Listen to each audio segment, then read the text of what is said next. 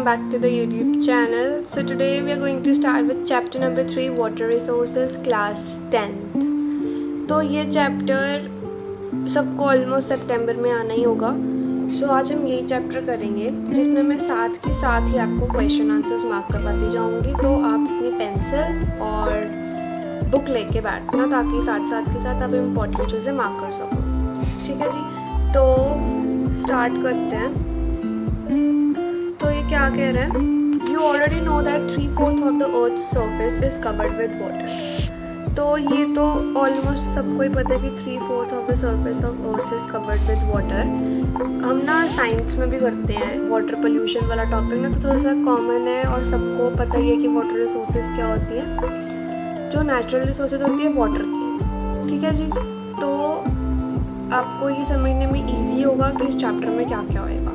सो पहली चीज़ तो सबको पता चलना चाहिए कि अर्थ पे कितना परसेंट या कितना पानी है. दैट इज़ 3/4, जिसमें से कितना पानी है, सिर्फ थोड़ा सा पानी है जो कि फ्रेश है और हम यूज़ कर सकते हैं. ठीक है जी, this fresh water is mainly obtain from the surface run off and ground water that is continuously being renewed and recharge through hydrological cycle. अपना जो हम वाटर यूज़ करते हैं ना, that is fresh water which we say, वो ना basically या तो ग्राउंड वाटर होता है या सरफेस से लिया जाता है जहाँ पर कॉन्टीन्यूसली हाइड्रोलॉजिकल साइकिल चलता रहता है. अब आप सोचोगे हाइड्रोलॉजिकल साइकिल क्या होता है. हाइड्रोलॉजिकल साइकिल ना आप पहले कर चुके हो 9th क्लास में.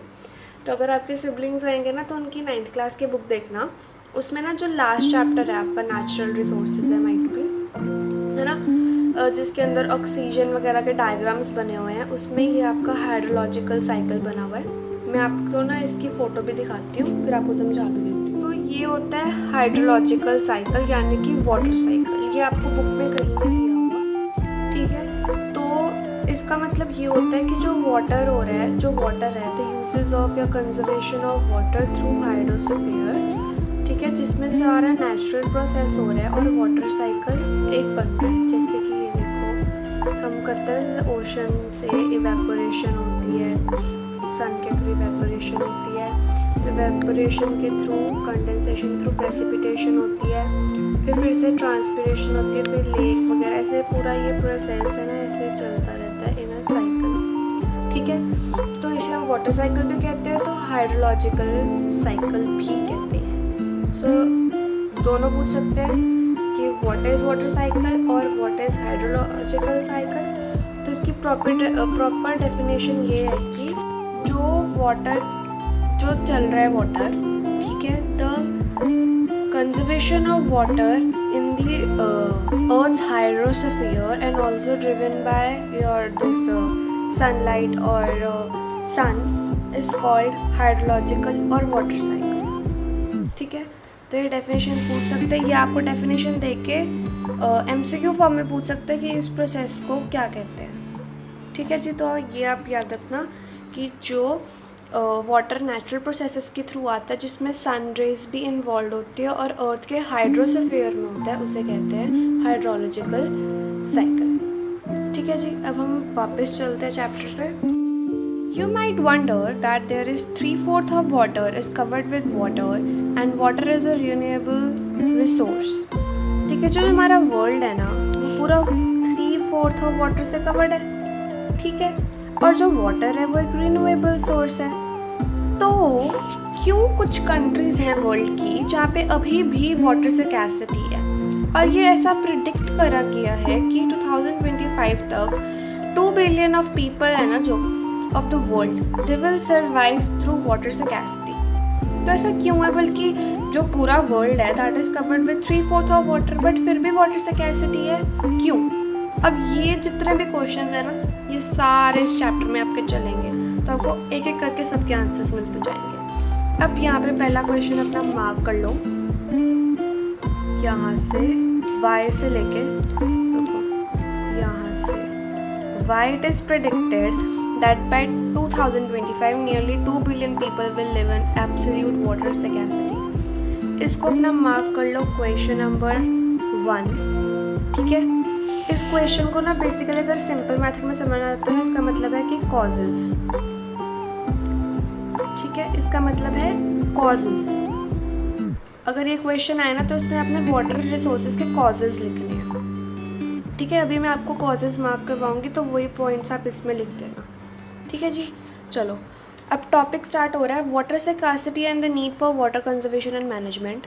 Given the abundance and renewability of water, it is difficult to imagine that we may suffer from water scarcity.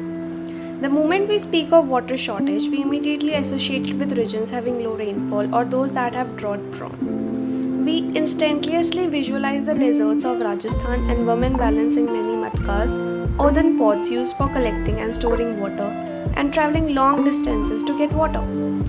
अब ये बहुत ज़्यादा हैरानी और सरप्राइज़ की बात है कि हमारी वर्ल्ड में, ये हमारी अर्थ पे 3/4 ऑफ वाटर है बट फिर भी वाटर स्कैर्सिटी है, ठीक है। जब हम वाटर स्कैर्सिटी के बारे में सोचते हैं सबसे पहले ना राजस्थान आता है, क्योंकि राजस्थान डेजर्ट एरिया है, वाटर स्कैर्सिटी हो सकती है, ठीक है जी। तो वहाँ पे वाटर को फेच करने के लिए जो वहाँ की वमेन है या ऑलमोस्ट जितने भी लोग हैं उनको दूर दूर डिस्टेंसेस ट्रेवल करने पड़ते हैं वाटर को फेच करने के लिए, ठीक है। मटकाज में लेके जाते हैं। सो यहाँ पे क्वेश्चन है, लिख लीजिए question, what comes in your mind when we talk about water scarcity, कि आप क्या सोचते हैं जब आपके दिमाग में वाटर स्कैर्सिटी के बारे में आता है। तो आपका ना आंसर होएगा यहाँ से, द मोमेंट से लेकर यहाँ तक, टू गेट यहाँ तक वाटर तक, ठीक है। तो यहाँ तक होएगा आंसर।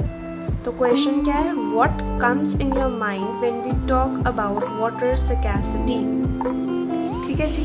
तो इसमें आप ये लिख देना कि the moment we speak of water shortage we come to across the regions which are drought prone, and फिर राजस्थान के बारे में, ठीक है जी। तो through the availability of water resources vary over space and time, mainly due to variations in seasonal and annual precipitation, but water scarcity in most cases is caused by overexploitation, excessive use and unequal access to water among different social groups. बहुत important है, यहाँ पर आप लिखोगे major ways, not important, you will write major ways, major मतलब बहुत important ways। जो most important ways है ना वाटर स्कैर्सिटी के, वो है एक तो over exploitation, excessive use and unequal access to water. मतलब ओवर एक्सप्लॉयटेशन मतलब कि बहुत ज़्यादा एक्सप्लॉयटेशन हो रहा है वाटर का, एक्सेसिव यूज़ हो रहा है वाटर का, और बहुत रीजन्स पे बहुत ज़्यादा पानी है और कहीं पे तो वाटर एक्सेसिबल ही नहीं है। तो ये 3 मेजर पॉइंट्स अगर आपसे पूछे जाएँ, ये अप्रॉक्स 1 मार्क में आ सकता है, हाफ ऑफ मार्किंग के साथ। सो ये आप उसमें लिखोगे major reasons for water scarcity, ठीक है। तो यहाँ तक हमने 3 क्वेश्चंस मार्क कर लिए। Next, where is then water scarcity likely to occur? As you have read in the hydrological cycle, fresh water can be obtained directly from precipitation, surface runoff and groundwater. Is it possible that an area or region may have ample water resources but is still facing water scarcity? Many of our cities are such examples. तो अब यहाँ पे भी वही hydrological cycle की बात की गई है कि हाइड्रोलॉजिकल के साइकिल के थ्रू जो फ्रेश वाटर होता है वो ऑब्टेन होता है which is from directly precipitation, rain के थ्रू या सरफेस रन ऑफ या ग्राउंड वाटर के थ्रू। बट फिर भी एक ऐसी जगह हैं जहाँ पे वाटर रिसोर्सेज हैं बट वहाँ पे फिर भी वाटर स्कैर्सिटी है, मतलब वहाँ पे वाटर प्रॉपरली अवेलेबल या एम्पल ऑफ वाटर रिसोर्सेज हैं बट वहाँ पे फिर भी वाटर स्कैर्सिटी है। हाँ, कुछ सिटीज़ हैं जो इनकी एग्जांपल्स हैं कि वहाँ पर पानी है बट फिर भी इट्स नॉट असेसिबल, ठीक है। सो दस water scarcity may be one outcome of large and growing population. ये नीचे बहुत इंपॉर्टेंट इमेज है, ये भी हम पढ़ते हैं। सो दस water scarcity may be an outcome of large and growing population and sequenced greater demands of water and unequal access to it. A large population requires more water not only for domestic but for produce more food, hence facilitate higher food grain production. Water resources are being overexploited to expand irrigated areas for dry season agriculture. Agriculture aggregation is the largest consumer of water. Now it is needed to revolutionize the agriculture through developing drought resistance crop and dry farming techniques. अब ना यहाँ पे कुछ बहुत ज़्यादा major 5 mark का question बन रहा है कि name some causes of water scarcity, ठीक है। वाटर स्कैर्सिटी के एग्जांपल्स हैं ठीक है, पहला तो वो 3 मेजर थे ना, तो अब आप अगर ये 4 या 3 मार्क्स आते तो आप लिखोगे यहाँ से पूरा यहाँ तक, वाटर तक। ठीक है, इसमें 3-4 पॉइंट्स है कि लार्ज पॉपुलेशन की वजह से वाटर की रिक्वायरमेंट ज़्यादा है, सिर्फ water not for domestic purposes only. ठीक है, वाटर को खाने में भी यूज़ होता है, तो water it's very largely over exploited. ठीक है, और ड्राई सीजन में क्या होता है, इरिगेशन बहुत ज़्यादा होती है, एग्रीकल्चर होता है, तो उसकी वजह से और ज़्यादा वाटर की अबंडेंस चाहिए होती है, उसकी वजह से एक ये भी रीज़न है। Agriculture is also reason for water scarcity. ठीक है जी, अब ना ये जो नीचे इमेज है ना, that is basically for that flood condition. ठीक है, यहाँ पे आप देखोगे ना, बच्चा है, ये पानी ले रहा है, अब यहाँ पे लिखा है water water everywhere not a drop to drink. इसका मतलब कि पानी तो हर जगह, बट पानी ले नहीं सकते because it's a very contaminated water. आप ये पानी पी नहीं सकते बिकॉज फिर आपकी हेल्थ ख़राब हो सकती है। ठीक है, तो ये लिखा है, ये थोड़ा सा पिक्चर है जिसमें एक कश्मीरी अर्थक्वेक आया था, तो वाटर वगैरह का सारा दिखाया गया है। ये देखो कितनी लंबी लंबी लाइंस में लगना पड़ता है तो fetch the water for their daily needs, है ना। We should be very thankful कि हम एक अच्छे से रीजन में रहते हैं और हमारे पास पानी की पूरी एसेसिबिलिटी है, बट फिर भी हम पानी बहुत ज़्यादा वेस्ट करते हैं। ठीक है, तो अब नेक्स्ट पढ़ते हैं।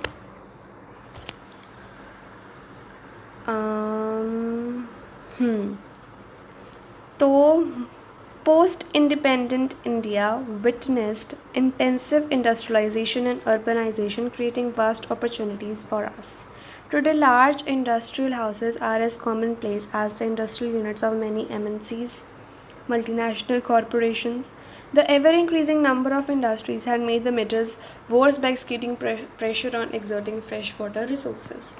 अब ना इंडिया आपको पता है एक बहुत ज़्यादा अर्बनाइज्ड कंट्री बनती जा रही है। ठीक है, नई नई टेक्निक्स आ रही हैं, मशीन्स आ रही हैं ना, इंडस्ट्रियलाइजेशन बढ़ती जा रही है, जिसकी वजह से वाटर, या बेसिकली वाटर छोड़ो ना, हम ऑलमोस्ट नेचुरल रिसोर्सेज है ना जो, उन सब का यूज़ किया जा रहा है, प्रॉपर यूज़ विदाउट थिंकिंग कि वो बचेंगी भी कि नहीं। ठीक है, बहुत सारी मल्टीनेशनल कंपनीज़ आ रही हैं, इंडस्ट्रियल यूनिट्स आ रहे हैं, बहुत कुछ आ रहा है, बट हमने ये नहीं सोचा है कि कितना प्रेशर पड़ रहा है ग्राउंड वाटर पे, कि अगर ग्राउंड वाटर टेबल रिप्लेनिश, क्योंकि वो हो ही नहीं सकता रिप्लेनिश, है ना, तो वो अगर ख़त्म हो जाएगा तो हम कैसे मैनेज कर पाएंगे अपनी लाइफ को, है ना। हम वाटर ले ही जा रहे हैं, बट वी डोंट नो कि अब फ्यूचर में क्या होने वाला है। ठीक है, so industries apart from being heavy users of water also require power to run them. ठीक है, अब इंडस्ट्रीज़ हैं वो पानी जितना यूज़ करती हैं ना, अब ये तो नहीं कि उन्होंने पंप लगा दिया, हैंड पंप, और वो पानी को निकाली जा रही, नहीं, उनको पानी को लेने के लिए एक पावर को यूज़ करना पड़ता है, वो वाली शक्ति वाली पावर नहीं, हाथ वाली पावर नहीं, मशीन्स वाली power. Much of this energy comes from hydro electric power. अब ना डैम्स वगैरह वाला सुना ना, है ना, ड्रैम्स में से पानी आता है, इलेक्ट्रिसिटी बनती है ना, तो एक ये चीज़ हो गई हाइड्रो इलेक्ट्रिक पावर। ठीक है, तो उनको फेच करने के लिए इंडस्ट्री वाले क्या यूज़ करते हैं, hydro electric power. Today in India hydro electric power contributes approximately 22% of the total electricity produced. Very important. ठीक है जी, मार्क कर लो, बहुत इंपॉर्टेंट है।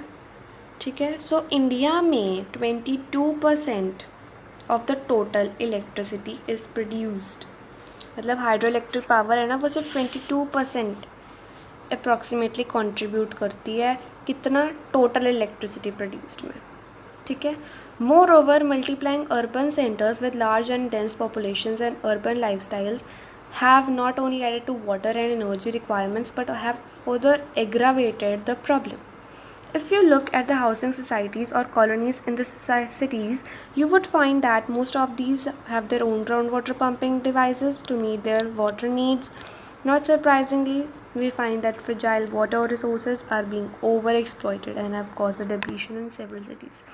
एक ही बात रिपीट करी जा रहे हैं कि क्योंकि अर्बन लाइफस्टाइल हो गए हैं, तो सोसाइटीज़ या नई नई जो फ्लैट्स बनते हैं, है ना, रीजन्स में बिल्डिंग्स बन रही है, वहाँ पे वाटर बहुत ज़्यादा यूज़ हो रहा है, जिसकी वजह से वाटर डिप्लीशन हो रहा है। ठीक है, सो यही लिखा हुआ है इसमें कि ग्राउंड वाटर डिप्लीशन हो जाती है और वाटर को फेच करने के लिए पंपिंग डिवाइस चाहिए होते हैं लाइक हैंड पंप, बट फिर भी वाटर रिसोर्सेज की बहुत ज़्यादा ओवर एक्सप्लॉयटेशन हो रही है जिसकी वजह से डिप्लीशन प्रॉब्लम हो रही है।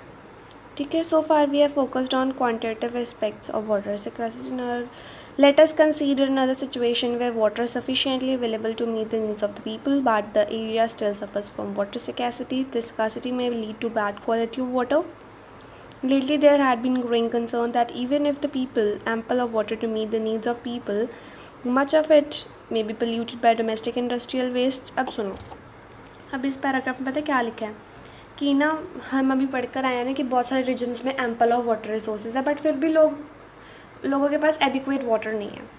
ठीक है, अब ना यहाँ पे क्या रीज़न हो सकता है कि लोगों के पास इतने सारे वाटर रिसोर्सेज हैं बट वो फिर भी पानी की उनको स्कैर्सिटी हो रही है। उसका रीज़न हो सकता है कि लोग जो वहाँ के इंडस्ट्रीज़ वाले हैं, जो वाटर है ना जैसे रिवर्स है या जो भी है, उसको ना बहुत ज़्यादा डोमेस्टिक पर्पज़ के लिए यूज़ कर रहे हैं।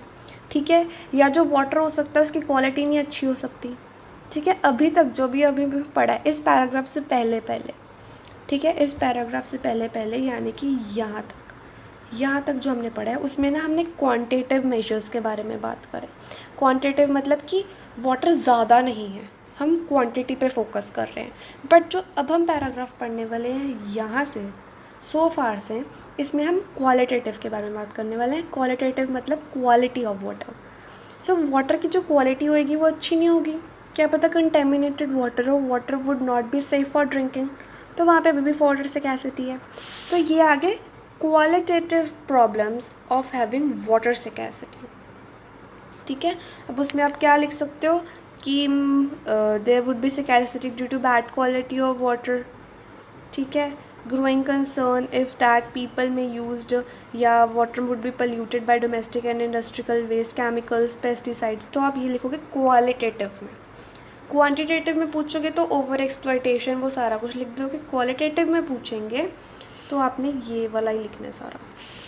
ठीक है, अब सुनिए, अब क्योंकि पानी में क्रॉप्स उगाते हैं, हम एग्रीकल्चर करते हैं, उसमें पानी यूज़ होता है, पानी में फर्टिलाइजर्स डालते हैं, पेस्टिसाइड्स डालते हैं, इंसेक्टिसाइड्स डालते हैं, हर्बिसाइड्स डालते हैं, सब डालते हैं, प्लांट्स एब्जॉर्ब करते हैं, बट उसमें से आधा क्या हो जाता है, वाटर के साथ चले जाते हैं, और water that becomes very bad for drinking. वो आप पी तो ना सकते हो कि बिकॉज उसमें क्या है, केमिकल है।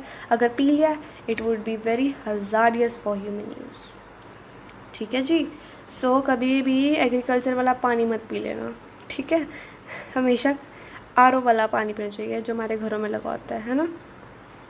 So government of India has accorded highest priority to improve the quality of life and to enhance ease of living of people, especially those living in rural areas, by announcing the जल जीवन mission.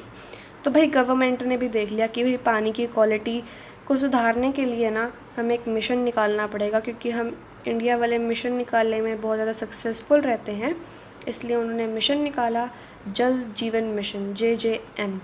तो इस mission का गोल क्या था, question mark कर लीजिए JGM का। तो यहाँ पे उसका गोल क्या था, मोटिव क्या था वो पूछ सकते हैं, तो आप उसमें ये लिखेंगे, तो goal of JJM is to enable every rural household to get assured supply of portable water at a service level of 55 litres per capita per day.